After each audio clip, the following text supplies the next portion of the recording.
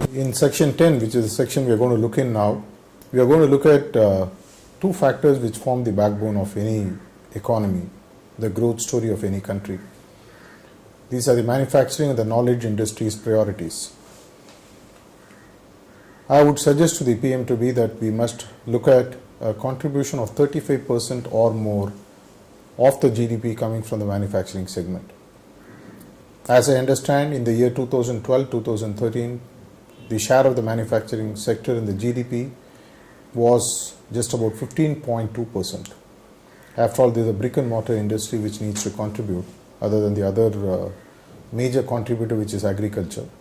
Out of this manufacturing sector's GDP contribution, I also, to fuel the growth of the entrepreneur in India, we are looking at the SMEs and the MSMEs, the small and medium industries, or the micro to small to medium industries, must contribute at least say 60% of the said 35% growth, which is about 19.5% or so, which they must be contributing. Already some of the states are taking the cue and giving huge support to the SME and MSME sector. This is something, in my opinion, doable.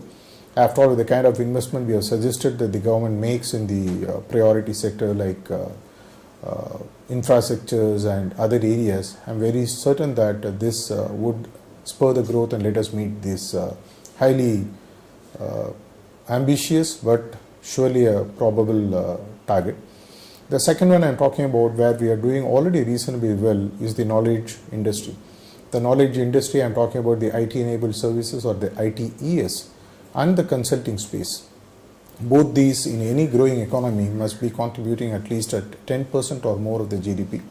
Currently, India is doing reasonably well here, where the organized ITES sector is contributing at about 8% in the year 2013 towards the GDP. I am very certain that a 2% hike is not a big challenge, considering that we are a powerhouse in this area. In fact, the finance minister or the prime minister to be would even look at a better figure.